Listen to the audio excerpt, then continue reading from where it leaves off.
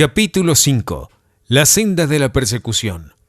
La iglesia en nuestra zona empezó a crecer en gracia y en número a medida que Dios salvaba de forma radical muchas personas y las enviaba como ganadoras de almas.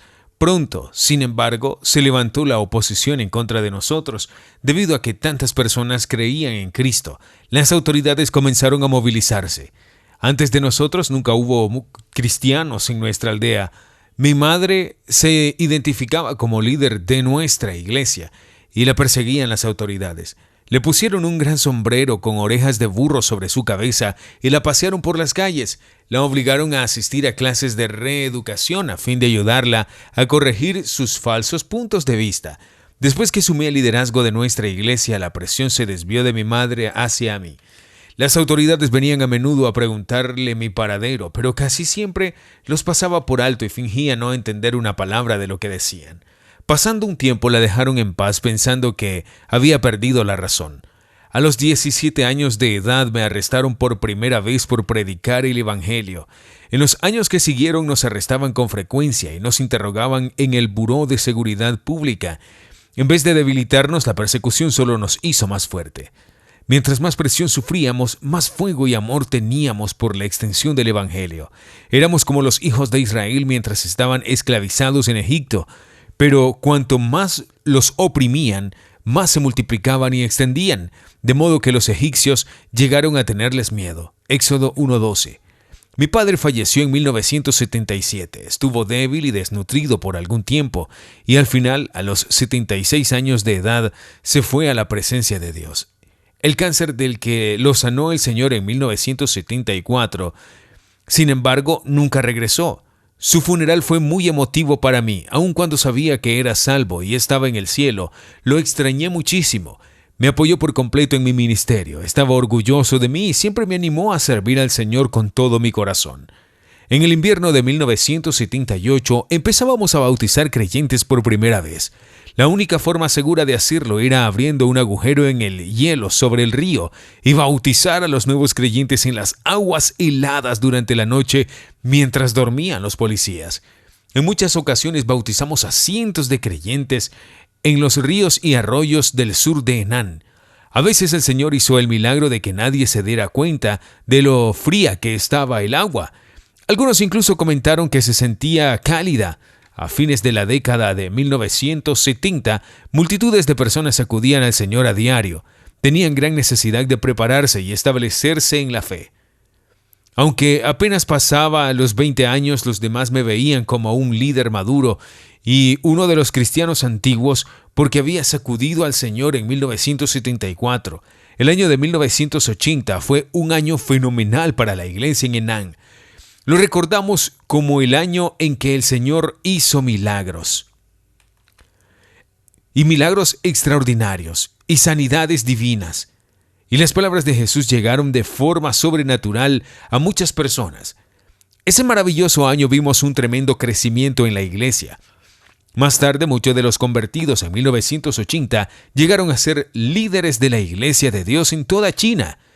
La provincia de Henan se convirtió en la Galilea de China, de donde vinieron muchos de los discípulos de Jesús.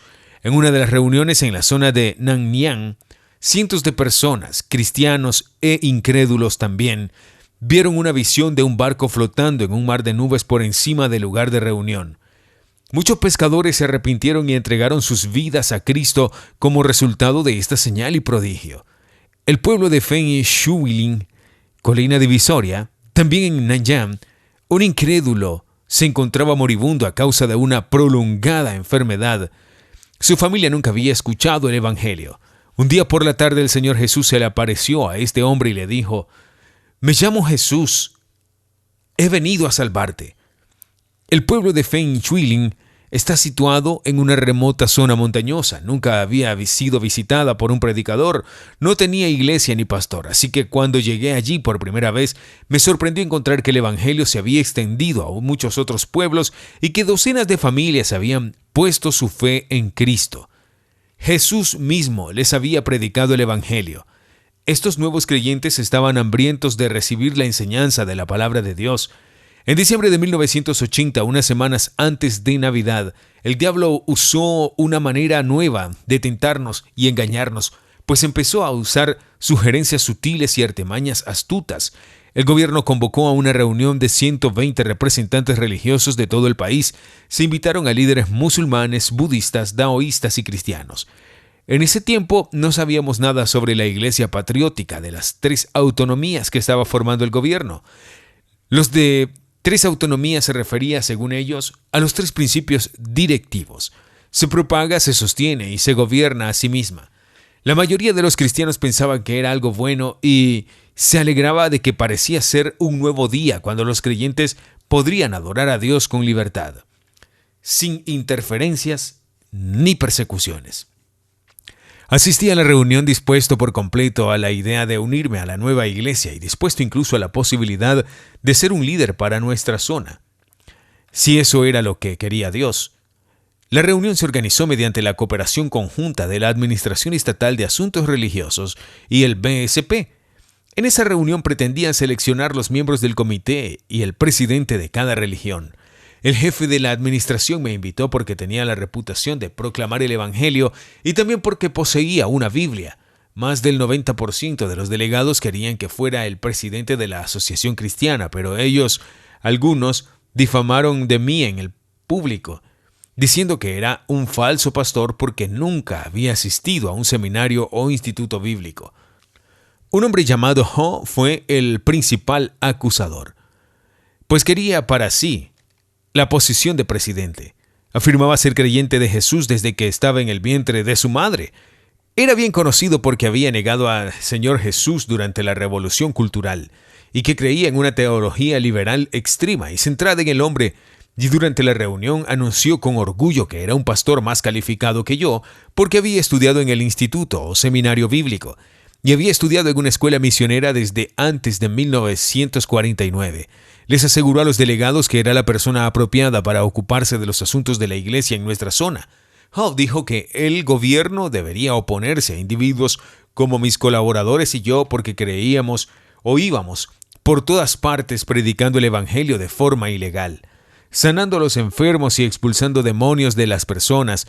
Dijo también que deberían frenarnos porque trastornábamos el orden social y amenazábamos la paz y la estabilidad. En la reunión, ese hombre empezó a gritarme con enojo. Me mantuve tranquilo todo el tiempo que pude, pero entonces sentí que el fuego de Dios se encendía en mí, como le sucedió a Jesús cuando se enfrentó a los cambistas en el templo. Mateo 21:12. Cuando Howe terminó su discurso, el jefe del BSP se levantó y le animó a que siguiera hablando en contra de los falsos cristianos como Jung. Frotándose las manos con alegría, el jefe dijo: «Por favor, díganos todo lo que sepa acerca de cómo Jung y sus colaboradores perturban el orden social. Denuncie la suciedad de su cristianismo. Háblenos de cómo estos falsos pastores tratan de destruir nuestra nación». Ho se sintió muy honrado y se paró de nuevo. Declaró con orgullo: «Nosotros los cristianos verdaderos tenemos muchas quejas en contra de los falsos cristianos como Jung». Me sentí tan enojado por las calumnias que lanzaba este hombre y por la deshonra que traía para la iglesia de Dios ante los incrédulos, que ya no me pude aguantar más. Me paré encima de mi asiento y en el nombre de Jesucristo le ordené a este hombre que se callara. La reunión era un alboroto. Me sentí lleno del Espíritu Santo y con palabras poderosas del Señor proclamé: «Esta reunión no es del agrado de Dios». Señalé con el dedo a los que afirmaban creer en el Señor y les dije: «Ustedes son una vergüenza que juzgará el Señor Jesús. La Biblia dice que los creyentes no deberían de unirse en yugo desigual con los incrédulos.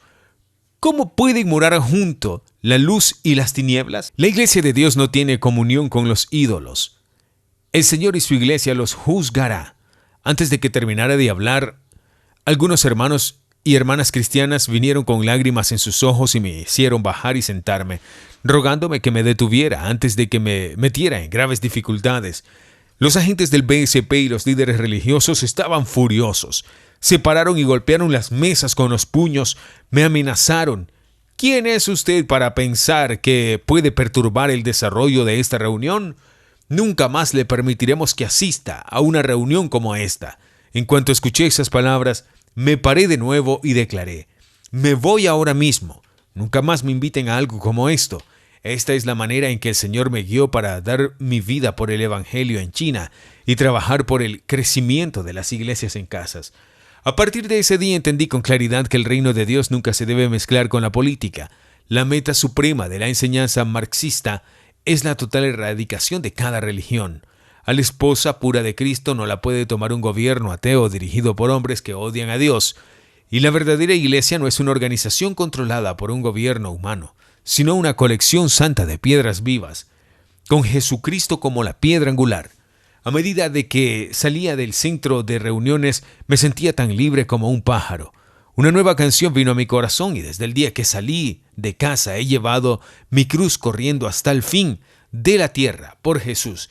He participado en los sufrimientos de mi Señor proclamando el Evangelio con lágrimas. Muchas veces a través del viento y la lluvia las lágrimas han rodado por mis mejillas. Muchas veces abrumaban mi corazón las cosas, pero el amor de Jesús continuó dirigiéndome. Su amor y su gracia me confortan y me guardan. Perfectamente, día en día, oré diciendo: Señor, ¿a dónde puedo ir? Señor, ¿qué me traerá el futuro? El Señor enseguida me respondió a través de Jeremías 1:5-8. Antes de que te formase en el vientre te conocí, y antes de que nacieses te santifiqué. Te di por profeta a las naciones, y yo dije: Ah, Señor Jehová, he aquí, no sé hablar porque soy niño. Y me dijo Jehová: No digas soy un niño, porque a todo lo que te envíe irás, y dirás todo lo que te mande. No temas delante de ellos, porque contigo estoy para librarte, dice Jehová.